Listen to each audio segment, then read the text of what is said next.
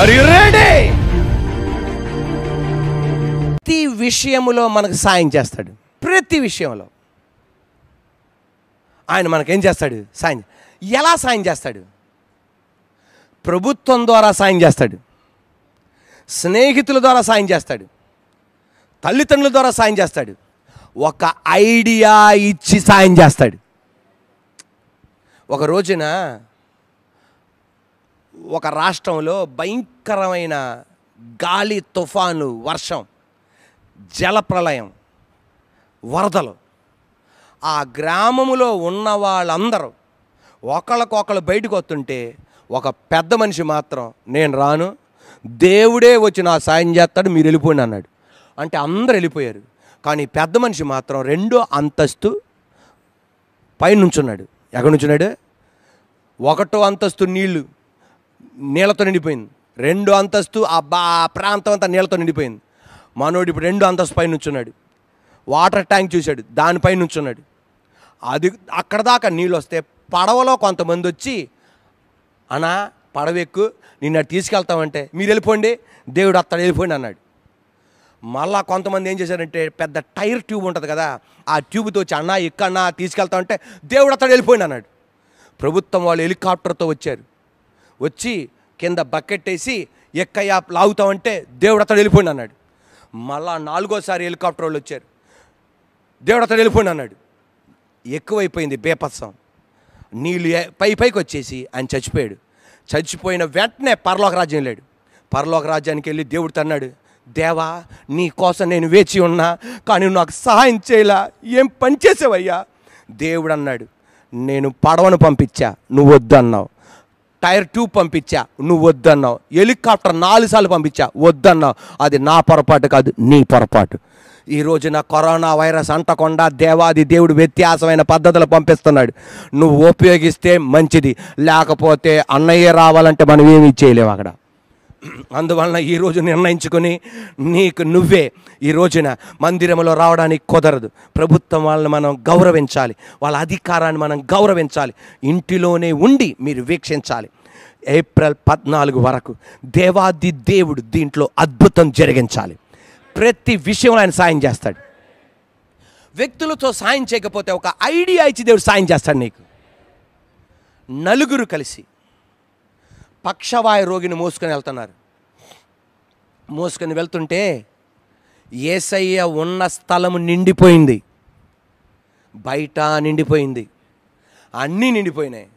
వెంటనే నలుగురు అనుకున్నారు ఇక అయిపోయిందిలే, వెళ్ళలేమని. వెంటనే దేవుడు ఒక ఐడియా ఇచ్చాడు. ఆ ఇంటి పైకి వెళ్ళి కప్పు తీసేసి దించండి రా బాబు అని. ఆ ఐడియా మట్టి బుర్రకు వచ్చింది కాదు, దేవాది దేవుడిచ్చిన ఐడియా. హల్లెలూయా. దేవాది దేవుడిచ్చిన అద్భుతమైన ఐడియా. సమరయ స్త్రీ 12 సంవత్సరాలు రక్తస్రావంతో వేదన పడుతుంది.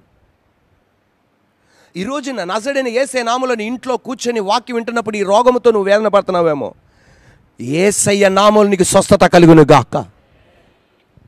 ఇటువంటి వేదన పడుతున్న ఈమె యేసు ప్రభు వారు వస్తున్నారని తెలవగానే బయటకు వచ్చింది. అంత ఆటంకాలే. వెంటనే దేవుడు ఒక ఐడియా ఇచ్చాడు. పుస్తకాలు చదవడం వల్ల వచ్చింది కాదు, యేసయ్యే ఆమెకు ఒక ఐడియా ఇచ్చాడు. వస్త్రపు చెంగు ముట్టుకోమని. వెంటనే దేవాది దేవుడు స్వస్థతపరిచాడు. పేతురు మిగతా 12 మంది శిష్యులు అక్కడ ఉన్నారు.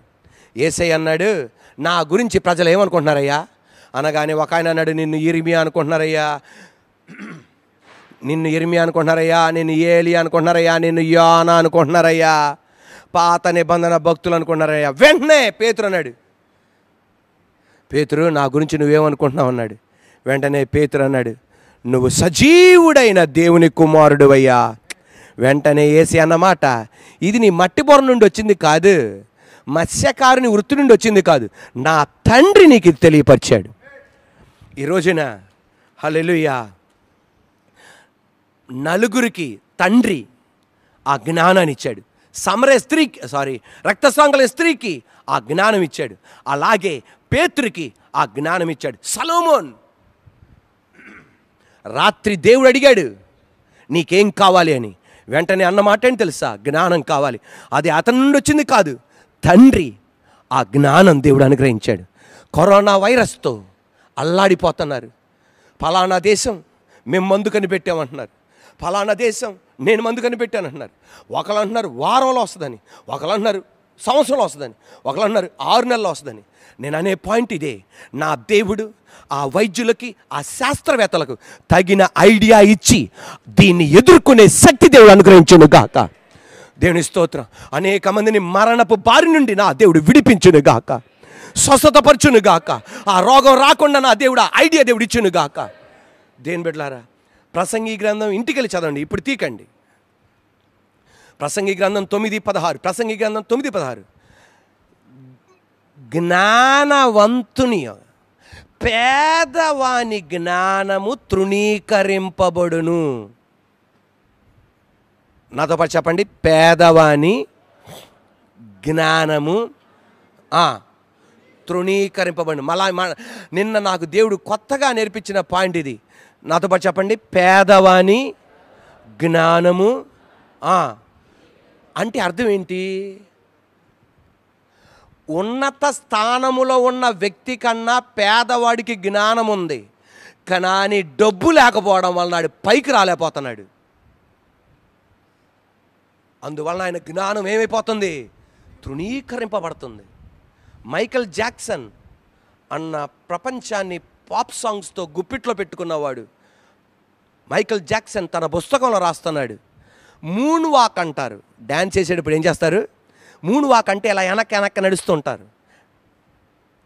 ఆ మూన్ వాక్ అంట ఈంది కాదంట, ఆఫ్రికా దేశములో నైజీరియా ప్రాంతములో చిన్న పిల్లలు దగ్గర నేర్చుకున్నాడంట మూన్ వాక్. వాళ్ళు జ్ఞానవంతులే, కానీ పేదవాళ్ళు గనక తృణీకరింపబడ్డాడు. ఈయన డబ్బు కలిగిన వాడు గనక ఈయన అంగీకరింపబడ్డాడు. ఈ రోజున ప్రపంచంలో ఆ పుస్తకంలో రాస్తున్నాడు, ప్రపంచంలో గొప్ప గొప్ప ఐడియాస్ బయటకు వచ్చింది ఉన్నతుల దగ్గర కాదంట, పేదవాళ్ళ దగ్గర నుండి కాపీ కొట్టి వాడు పైకి వచ్చేస్తున్నాడు. అంటే దానికి అర్థం ఏంటంటే పేదవాడి జ్ఞానం తృణీకరింపబడుతుంది. పేదరికం ద్వారా వాడు పైకి రాలేకపోతున్నారు. నజరేయుడైన యేసయ్య అధికారం గల నామములో ఈరోజు దేవుడు నీకు సాయం చేయను గాక. ఆ పేదరిక ఆత్మ నుండి నా దేవుడు నిన్ను బ్రేక్ త్రూ దేవుడు ఇచ్చును గాక, నిన్ను బయటికి నడిపించును గాక. నేను నీకు సాయం చేస్తా, నేను నిన్ను నడిపిస్తా. నీ వైపు నేను చూస్తున్నాను ప్రభువా, నువ్వు తప్ప నాకు ఏ మార్గం లేదు. ఇంటికి వెళ్ళి చదవండి, కీర్తనల గ్రంథం 121:5. యెహోవాయే నిన్ను కాపాడువాడు. కీర్తనల గ్రంథం 121:7. యెహోవా నిన్ను కాపాడును. కీర్తనలు 121:8. యెహోవాయే నిన్ను కాపాడువాడు. 5వ వాక్యంలో యెహోవా నిన్ను కాపాడు. 7వ వాక్యములో యెహోవా నిన్ను కాపాడు. 8వ వాక్యములో యెహోవా నిన్ను కాపాడు. మళ్ళీ చెప్పండి, 5వ వాక్యంలో యెహోవా నిన్ను కాపాడు, 7వ వాక్యంలో యెహోవా నిన్ను కాపాడు, 8వ వాక్యంలో యెహోవా నిన్ను కాపాడు. ముగ్గురు మన కాపాడుతున్నారు. Trinitarian protection. తండ్రి అయిన దేవుడు నిన్ను భద్రపరుస్తాడు, కుమారుడైన దేవుడు నిన్ను భద్రపరుస్తాడు, పరిశుద్ధాత్మ దేవుడు భద్రపరుస్తాడు. యెషయా గ్రంథం 43:2. నదుల బడి వెళ్తున్నప్పుడు నేను నీకు తోడే ఉంటా, జలముల బడి వెళ్తున్నప్పుడు అవి పొంగి నీ మీద పొంగి పారదు, అగ్నిగుండా వెళ్తున్నప్పుడు అవి నిన్ను కాల్చజాలవు. 3 నది, నీళ్లు, అగ్ని, నేను నిన్ను కాపాడతా. ఈరోజు నజరేయుడైన యేసయ్య నామములో నిన్ను ఆయన కాపాడతాడు. నీ ప్రాణాన్ని కాపాడతాడు, నీ శరీరాన్ని కాపాడతాడు, నీ ఆత్మను ఆయన కాపాడతాడు. నీ వైపు నేను చూస్తున్నానయ్యా తండ్రి, నీ వైపు చూస్తున్నా.